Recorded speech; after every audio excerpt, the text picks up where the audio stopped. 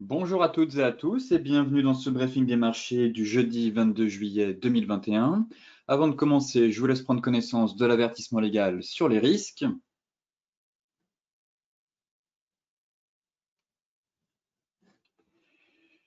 Et donc tout de suite, direction les marchés avec la BCE en ligne de mire aujourd'hui.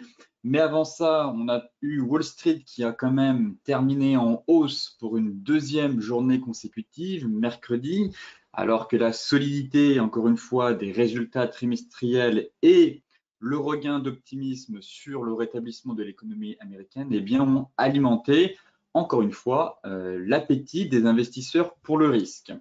Donc, actuellement, sur les 73 entreprises du S&P 500 ayant publié leurs résultats trimestriels, on constate que 88% ont fait état d'un bénéfice supérieur au consensus. Donc, ce qui montre une très bonne santé des entreprises.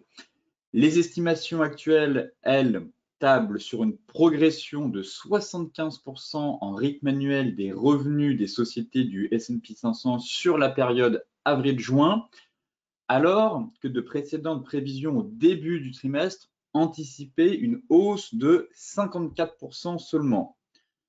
Donc, encore une fois, des analystes qui revoient à la hausse les revenus sur des sociétés, en tout cas, du S&P 500, donc une forte reprise économique et aussi des entreprises qui publient pour l'instant des résultats plutôt excellents et au-dessus surtout du consensus, puisque la plupart d'entre elles, pour l'instant, comme je vous le disais, 88%, eh bien, ont battu le consensus. Toutefois, hier, on a quand même eu Netflix qui a décliné de quasiment 3,5%, à peu près 3,3%, après avoir annoncé qu'elle anticipait une faible croissance de ses abonnés lors du trimestre en cours. Effectivement, le titre Netflix avait quand même été dopé essentiellement par les confinements un peu partout dans le monde. Forcément, les gens étant chez eux se sont abonnés à Netflix pour faire passer le temps. Et maintenant qu'on a une réouverture de l'économie, forcément, les gens préfèrent sortir dehors plutôt que regarder des séries Netflix. Donc, le titre chute, toutefois, on n'est pas à l'abri avec le variant Delta d'avoir de nouvelles restrictions et derrière, le titre pourrait justement profiter malheureusement de nouveaux lockdowns dans certains pays pour avoir une nouvelle croissance de ses abonnés.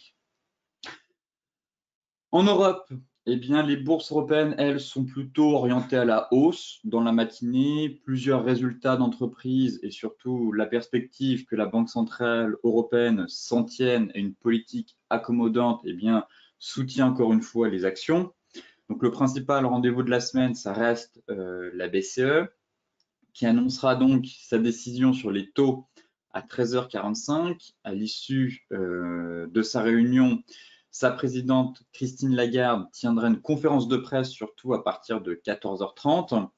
Alors après la modification de l'objectif d'inflation de la BCE annoncé le 8 juillet, les acteurs du marché anticipent maintenant que l'institution de Francfort maintienne en tout cas son soutien à l'économie. Ils s'attendent, je pense, à ce que les membres de l'institution profitent de cette occasion pour orienter les marchés vers une période de taux bas encore plus longue que celle actuellement prévue. J'ai surtout le sentiment que les banques centrales sont actuellement dans une impasse et que face aux variantes Delta, eh bien, elles ne peuvent pas trop se retirer. D'un autre côté, on a l'inflation qui est quand même présente, même si, selon les prévisions de la Fed, elle ne serait que transitoire. Toutefois, l'inflation est là. Donc, un peu compliqué pour les banques centrales de se positionner, puisque effectivement, si elles retirent leur soutien au marché en place depuis 15 mois, on connaît la suite de l'histoire, les marchés vont dégringoler ou pourraient perdre pied. Et ça, les banques centrales ne laisseront pas faire, ne veulent surtout pas qu'un scénario comme celui-ci arrive dans les semaines à venir. Pour rappel, en 2018, justement, quand la Fed avait augmenté ses taux, pour celles et ceux qui étaient sur les marchés, rappelez-vous, la plupart des indices avaient quand même décroché d'environ 10 ou 15%, surtout pour le Nasdaq.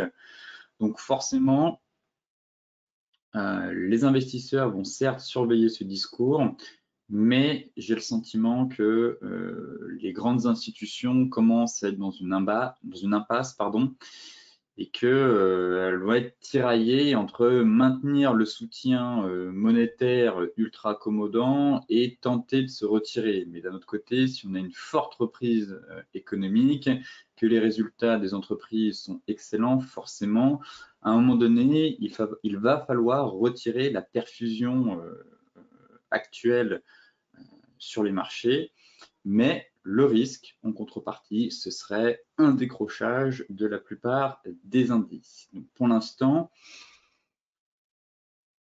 difficile pour elle d'établir des scénarios pour les prochains mois, en tout cas, sans prendre le risque d'avoir une forte correction de marché si les investisseurs ne sont pas prêts, en tout cas, à recevoir, j'ai envie de dire, de nouvelles directives moins accommodantes que celles actuellement en place sur les marchés.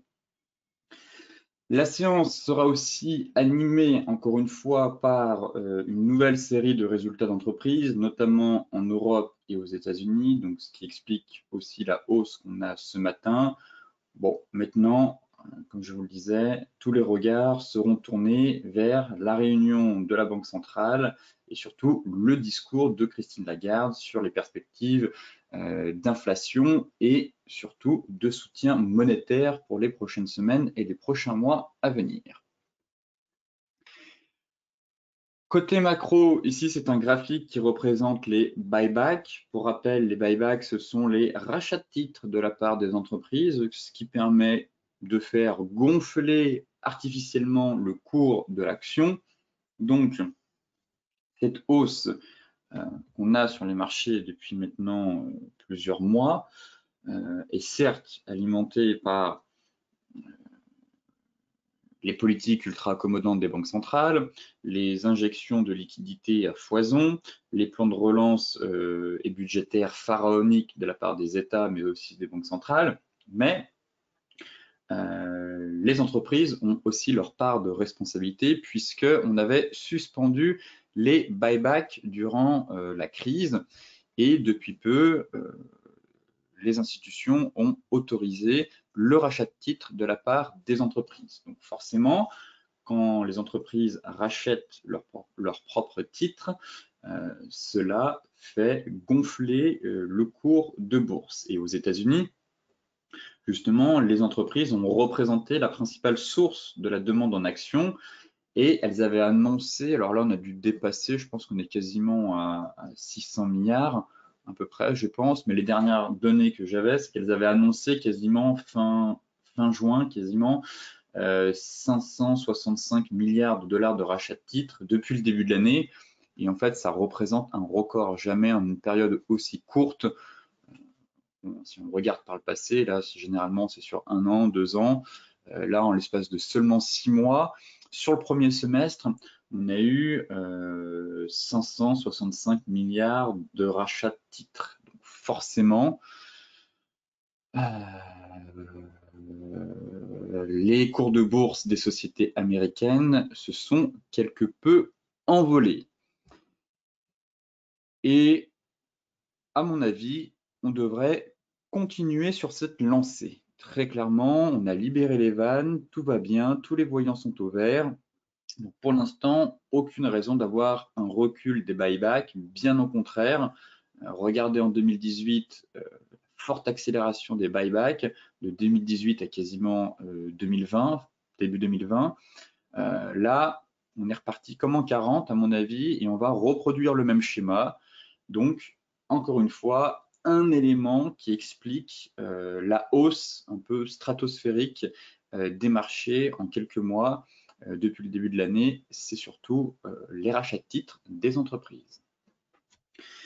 Ici, c'est un graphique concernant les paris longs sur le dollar américain. Donc, on constate que, certes, le dollar profite un peu de son statut de monnaie refuge, mais les paris longs sur le dollar américain atteignent surtout leur plus haut niveau depuis juin 2020.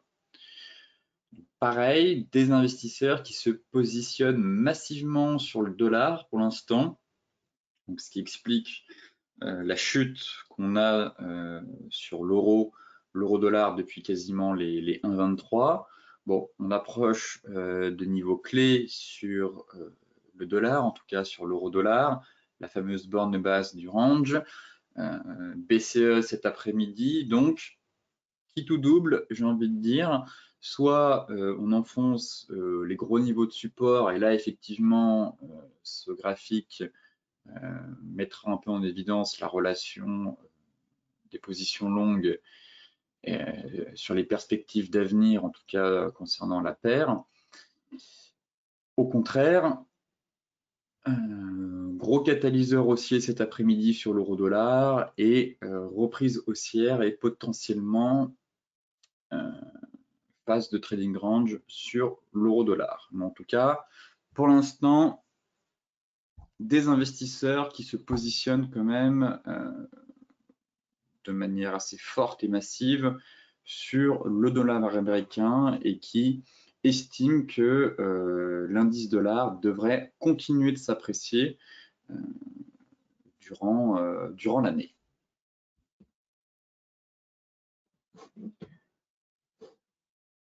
Côté graphique maintenant.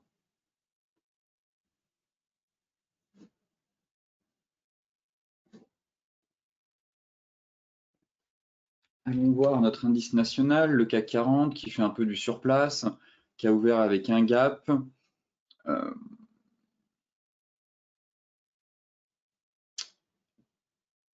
On se trouve à la croisée des chemins, en fait, tout simplement.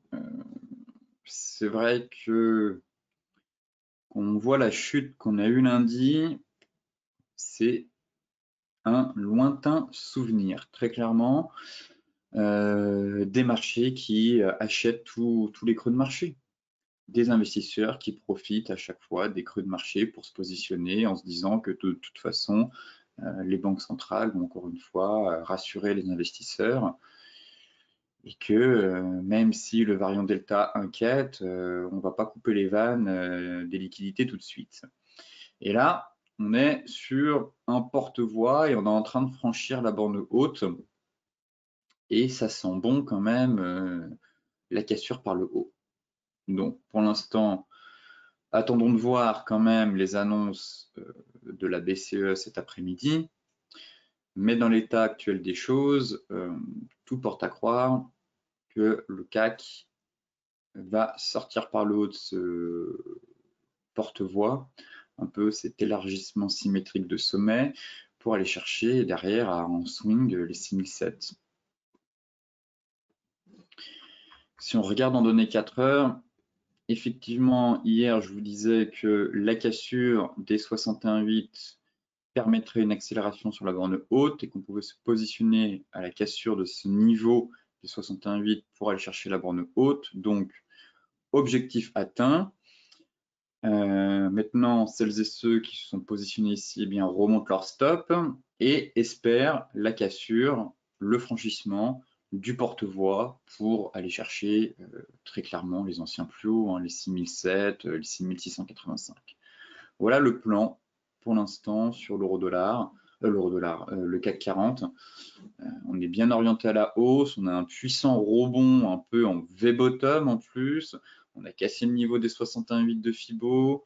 Il ne reste pas grand-chose, juste cette oblique. Donc très clairement, c'est la BCE qui va confirmer ou pas ce scénario. Et si on a une grosse bougie flux baissière, eh bien on se fait stopper à break-even.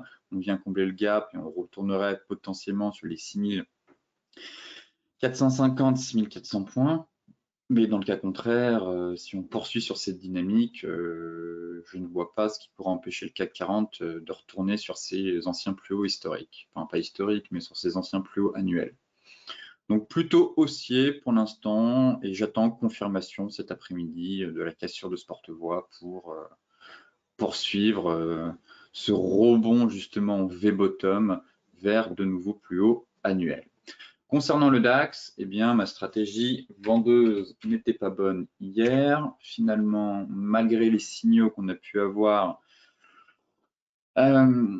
ici sur le niveau des 38,2 en données horaires, avec l'avalement baissier, rien à faire. Le DAX, je le voyais sous-performer, puis finalement, on se retrouve, on a eu une grosse accélération de l'indice allemand et le sentiment que les acheteurs ne lâchent rien en fait.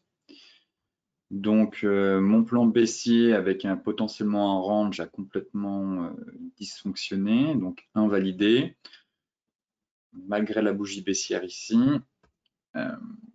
Sur le DAX, ça reste vraiment solide. Finalement, les indices ne lâchent rien, on repasse au-dessus de la même 50. Pareil, j'attends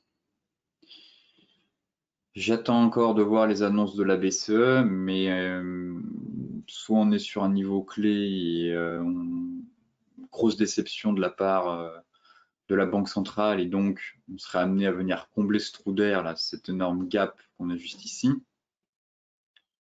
Tac. Donc la zone à aller chercher, ce serait 14 445, 15 440 à peu près, 15 480. Et à l'inverse, si on poursuit le mouvement comme sur le CAC et qu'on sort par le haut, c'est retour sur la borne haute du canal hebdomadaire mensuel. Voilà. Et donc, de nouveau, au contact de cette oblique haute.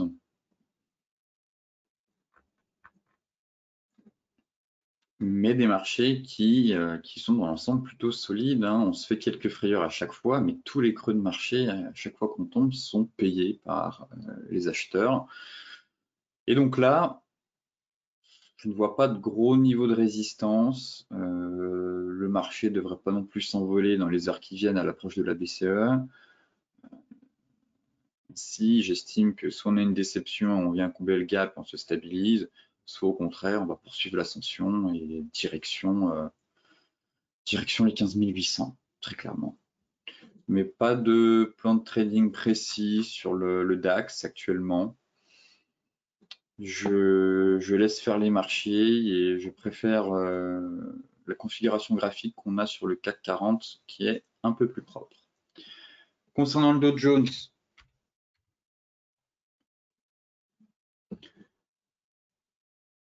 pareil, le Dow Jones c'est haussier, toujours sur la borne haute de son range.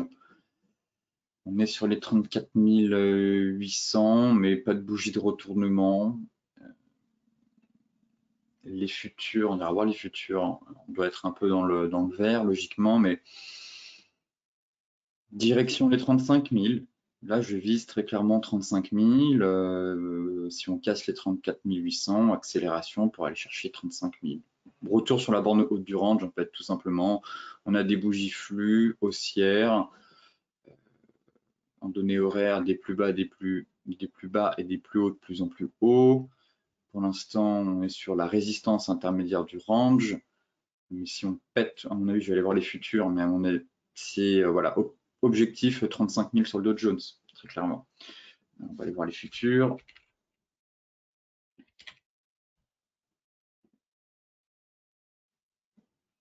On prend 0,30, donc on devrait ouvrir avec un léger gap haussier, donc au-dessus de la résistance intermédiaire par rapport au cash. Donc là, si je réajuste, tac. 35 000, exactement. Là, on a la résistance intermédiaire qui doit se situer juste là par rapport au cash. On va la gaper à l'ouverture, prendre position sur un pullback et juste au-dessus, on doit être là. Si on fait un petit pullback sur cette résistance qui va devenir un support avec un stop loss juste en dessous, et puis on a un intraday swing, aller chercher la borne haute du range. Voilà le plan très clairement sur les indices. Pas beaucoup de visibilité sur le DAX, le CAC a surveillé la sortie du porte-voix, et le Dow Jones en intraday surveillait l'ouverture à 15h30 pour essayer d'avoir un pullback sur la résistance potentiellement gapé à la hausse pour avoir un meilleur ratio avec un stop loss juste en dessous et aller chercher la borne haute du range à 35 000 points. Donc, potentiellement un trade de 300-400 points sur le Dow Jones, mais plutôt haussier dans l'ensemble. L'euro-dollar, le forex, c'est mou. J'ai pas beaucoup de plans de trading à vous proposer. Prendre position avant la BCE, c'est un peu comme aller au casino et miser sur le rouge ou le jaune. Ce n'est pas du trading, c'est du trading casino, donc je préfère rester à l'écart tout simplement, car ça peut partir dans tous les sens. Là, honnêtement, j'ai aucune idée de comment vont évoluer les choses sur l'euro-dollar. Soit on a une belle bougie flux et dans ce cas-là, reprise de l'euro-dollar sur son support intermédiaire, soit au contraire, on enfonce et je vise ma zone parfaite, enfin idéale en tout cas, selon moi, les 1,1710. 1,1710, 1,1720 à peu près. C'est la zone qui m'intéresse sur l'euro-dollar. Pour l'instant, on se stabilise dans l'attente de la BCE. Donc très clairement, je ne vais pas vous proposer un plan de trading à quelques heures de la BCE. Si c'est pour se prendre des portes de saloon, ça n'a strictement aucun intérêt. On fera le point demain sur les paires un peu en euros. Mais ça reste baissier pour l'instant, ça reste baissier sous le nuage, sous la moyenne mobile 50. On a le support intermédiaire qui devient intéressant effectivement à 1,1750. J'aimerais que l'euro vienne un peu plus bas, mais on a quand même atteint un certain niveau clé. Maintenant, j'attends un catalyseur ou une bougie flux et directionnelle pour me dire c'est bon, on a fait un creux de marché, l'euro-dollar va repartir en direction des 1,1875. Le GBP-USD était intéressant, effectivement, je vous disais quand même de surveiller cette paire avec le niveau des 1,36 à l'approche, et là on a eu plus qu'un pullback, donc j'espère que certains d'entre vous ont mis, se sont servis en tout cas de ce niveau psychologique comme soutien pour tenter le pullback. Pour rappel, on était quand même sur la moyenne mobile 50 hebdomadaire, plus une zone hebdomadaire, je vous disais. Ici, je passe pas baissier, donc on n'enfonce pas ce niveau et je m'attends même à un pullback sur la précédente borne basse du range cassée en daily, mais là en weekly, c'est totalement réintégré. Donc pour moi, il y avait quelque chose à faire très clairement ici. Surveiller en plus la divergence 4 heures qu'on était en train de former sur MM50, et support psychologique des 1,36. Donc là, très clairement, il y a eu une prise de bénéfice qui a dû être effectuée ici et vous avez dû garder un reliquat 50% dans l'espoir qu'au final, ce ne soit pas un simple rebond, mais un bear trap. Et là, actuellement, on est sur un bear trap. Donc, logiquement, une prise de bénéfice a dû s'opérer ici. Si votre stop loss était placé juste en dessous, peut-être 50%, et vous avez dû garder 50%. Et si on regarde maintenant en daily, on a un bel avalement haussier. Pour l'instant, c'est stop loss à break-even. Celles et ceux qui sont rentrés par ici sur la divergence, eh bien, mettent un stop loss à break-even, peuvent même mettre un stop loss win, ont gardé un reliquat et espèrent que finalement, c'est un bear trap et que le marché va aller chercher sa Kijun et les 1,38, casser ce niveau, repartir sur les 1,39 et pourquoi pas plus et plus si affinité si on arrive à aller chercher les 1,4225. Mais voilà, le seul plan que je surveillais cette semaine, c'était le pullback sur les 1,3680 avec potentiellement un bear trap. Et là, on est très clairement dans ce scénario de bear trap avec réintégration du range avec un avalement haussier. Donc, pour moi, pour l'instant, j'estime que les acheteurs sont en train de reprendre la main et qu'une rotation moins partielle des prix est envisageable. Enfin, pour terminer le Forex, l'euro CHF. L'euro CHF, je suis un peu tiraillé, on est dans la zone mensuelle. Et on est dans une zone mensuelle, très clairement, si on prend ce niveau-là, tac. Voilà, on la voit, la zone mensuelle. Juste ici. On est sur une belle zone. Et un peu sur la borne basse aussi d'un range. Voilà. Là, on est sur zone mensuelle. Toujours sur la borne basse du canal. Et là, j'ai envie d'être haussier sur cette paire, mais ce que je surveille surtout, du coup, c'est en affinant un peu, c'est le range qu'on a en données 4 heures. Voilà, donc là, on a notre zone mensuelle. Vous voyez que ça ne passe pas. Et en données 4 heures, on a un très beau range. Donc, une mise en place, la mise en place d'un ping-pong, en tout cas, entre les deux bornes. Pareil, j'attends la BCE. C'est vrai que là, potentiellement, on est en train de former un signal technique haussier, un stop loss sous les plus bas et on vise. Bon, c'est vrai que le milieu de range est très vite là, mais au moins chercher la borne haute.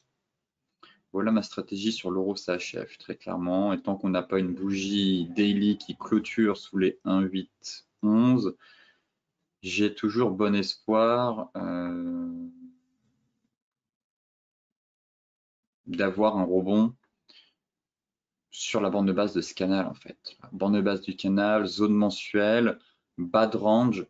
Je ne peux pas passer baissier avec tant d'éléments techniques qui convergent.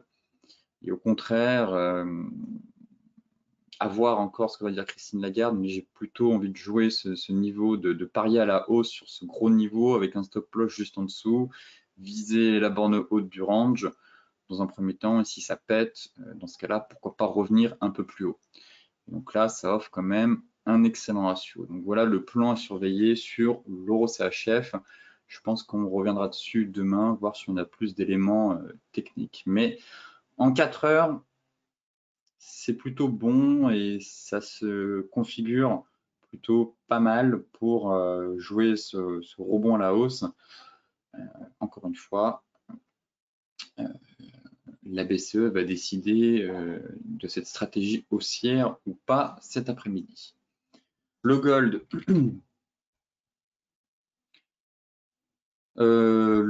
retour sur son bas de range en données 4 heures.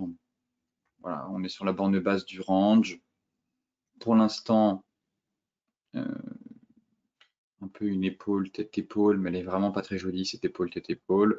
Borne basse du range, potentiellement un excès sur les 1790, mais nous n'avons absolument pas de chandelier de retournement, très clairement. Donc là, pareil, on va encore attendre de voir comment vont clôturer déjà la bougie 4 heures et surtout à partir de l'ouverture américaine, voir la réaction du gold aussi avec la BCE. On peut très bien avoir une grosse réaction, surtout si elle parle, Christine Lagarde évoque l'inflation, le gold devrait lui aussi réagir. Ainsi, on est sur le fil du rasoir. Sur le gold, on attendra d'avoir un peu plus de visibilité dans les heures à venir. Ces grosses bougies flux 4 heures qui remontent à la hausse, eh bien, on paye stop loss sous les plus bas d'ici, elle est sous la zone des 1790 pour viser 1813, mais surtout 1830. Et à l'inverse, si les marchés enfoncent le clou et qu'on repasse sous les 1790, pourquoi pas se placer vendeur et à moyen long terme aller chercher cette fameuse zone.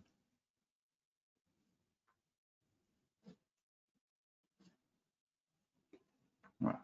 L'oblique, tout simplement l'oblique haussière. Ici, cas de dégringolade, et si on repasse sous la zone hebdomadaire mensuelle 1790-1800, pour moi c'est direction le sud, Et ici, je chercherai des achats sur cette zone à 1750, en tout cas le plus proche de l'oblique et le plus proche du support horizontal. Voilà le plan pour les prochaines heures à surveiller si la borne basse du range 4 heures va tenir ou non. Et donc attendre soit une bougie flux haussière pour se repositionner à la hausse, soit au contraire une incursion sous ce niveau qui conduirait logiquement à une dégringolade en direction des 1750 et de l'oblique haussière. Le Brent, le pétrole très solide qui poursuit son rebond.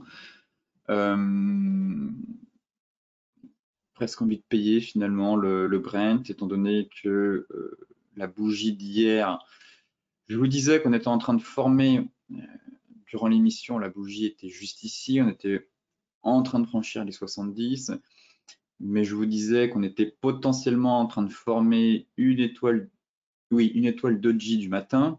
Là, elle est très clairement validée, hein, la bougie flux directionnelle impulsive qui a clôturé au-dessus du milieu du corps, donc en plus renforce le pattern.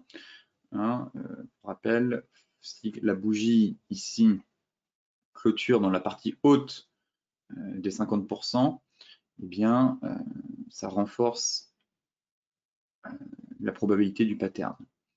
Donc là, très clairement, on a bien clôturé dans la partie haute de la bougie et on est en train de franchir les 72,50. En parallèle, on pète le niveau des 50%, donc là, c'est haussier. C'est vraiment haussier, un stop loss juste en dessous, et je pense qu'on va aller chercher les 61,8 et les 75. Mais là, je vois pas ce qui pourrait bloquer en fait. Même en données 4 heures, c'est vraiment haussier. Là, ce qu'il faudrait chercher, c'est au mieux soit payer maintenant, soit un pullback ici, sur le niveau des 50%, pour viser 61,8 et 75. Voilà mon plan, avec un stop loss juste en dessous, ici, sous le précédent creux. Voilà le plan pour moi sur le pétrole. C'est vraiment haussier, c'est impulsif, c'est directionnel. La bougie là, ce matin, pareil, qui casse le niveau des 50 et la résistance des 72 et la moyenne mobile 4 heures et la moyenne mobile daily 50 aussi. Donc, une force acheteuse est en place. Pourquoi pas avoir un repli pour viser 61,8 en TP1 et TP2 76. Et là, pour l'instant, je ne passerai pas vendeur sur le pétrole. Voilà, cassure de Kijun, cassure de MM50 en données daily, cassure de la résistance horizontale. Enfin, c'est trop haussier pour moi. Voilà, c'était le niveau que les vendeurs devaient absolument défendre pour repartir en direction des niveaux de support intermédiaires. Mais là, quand je vois la bougie et tous les niveaux, tous les éléments techniques qu'il y avait dans cette zone qu'on est en train de franchir un à un, forcément, une force acheteuse est en place et donc le mouvement devrait se poursuivre sur les 61,8 puis les 75,60. Même chose pour le light. Voilà. Bon, on a un peu de retard sur le light, mais ça semble plutôt bien parti. Le pattern est le même, étoile filante, étoile du matin doji. Au-dessus des M50, on est en train de casser la Kijun. Bon, là, la résistance à 71,50, c'est un peu une zone de prix, mais on est en train de casser le niveau des 50 aussi. Ce qui me dérange sur le light, c'est vrai que c'est la moyenne mobile 50 et le fait qu'on soit encore sous ce gros niveau là. Mais sur le Brent, c'est clairement breaké à la hausse. Voilà, là on a un niveau de résistance avec la MM50 qui vient justement sur ce niveau, qui bloque encore un peu. Le mieux, ce serait d'attendre la cassure des 71,50. Ça permettrait d'avoir l'horizon, que l'horizon se dégage. pour aller chercher les prochains niveaux de résistance. Mais dans l'ensemble, en regardant données 4 heures, on est quand même sur des bougies qui s'empilent, et flux directionnel impulsif, et je ne vois aucun signal vendeur, et j'ai pas l'impression que sur les unités de temps plus courtes, on a des bougies de retournement. Pas du tout. Bon, potentiellement en train de former une divergence baissière, mais elle n'est absolument pas validée. Et puis au contraire, là en données horaires, voilà, on empile les bougies haussières. On est sur un gros niveau, mais si on break, je continuerai d'être haussier sur le Brent pour aller chercher les prochaines résistances. Pour terminer, le Bitcoin, eh bien, sur l'ensemble des cryptos, j'estime qu'on a eu un gros signal technique haussier, peut-être dopé par les news de Elon Musk, soi-disant maintenant, Elon Musk est une vraie girouette de toute façon, après avoir suspendu le paiement en Bitcoin pour acheter des Tesla, maintenant il tolère les Bitcoins pour de nouveau faire l'acquisition de véhicules Tesla. Donc Elon Musk qui essaye de souffler le chaud et le froid sur les marchés. Je ne suis pas convaincu que la hausse qu'on a eue hier soit due à Elon Musk. Pour moi, le marché a une mémoire.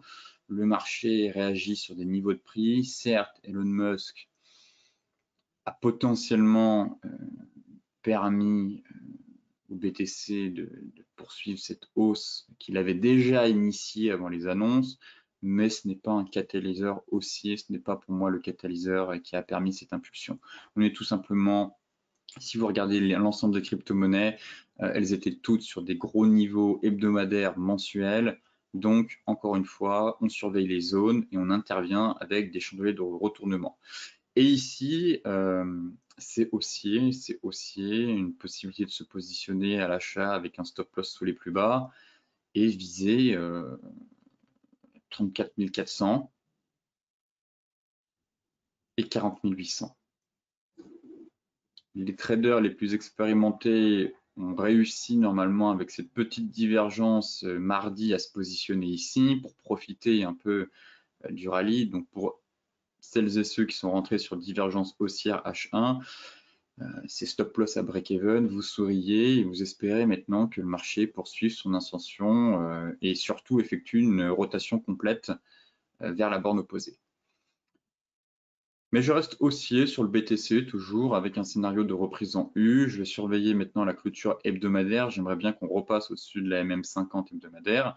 Mais pour l'heure, signal technique haussier. Pour moi, je vise voilà, ce gros niveau, bas de nuage MM50, 33 850.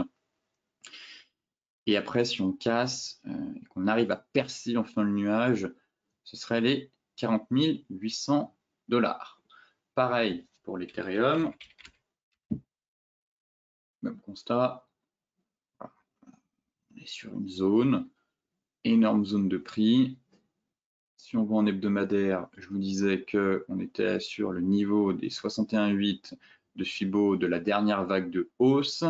Encore une fois, plus gros niveau de support horizontal, un niveau clé de marché, un avalement haussier. Je passe, j'étais déjà pas baissier sur les cryptos, mais là j'estime qu'on a eu un signal technique haussier. Et donc je vise la borne haute du range sur l'Ethereum. Donc là, pareil, il y aura un gros morceau à franchir quand on va arriver ici, que la moyenne mobile 200 va remonter et elle va diminuer. Donc, gros morceau à 2140. Mais si on casse ce niveau derrière, c'est rotation complète du range pour viser 2372. Et là, ce serait la cerise sur le gâteau. Si on arrive à franchir ce niveau, on validerait un magnifique double creux. Et je viserai donc les 2900 $ à moyen terme. Écoutez, sur ce briefing des marchés touche à sa fin. Je vous souhaite une excellente journée. Soyez prudents quand même à l'approche de la BCE. Et on se retrouve donc demain pour faire un point complet sur la planète finance.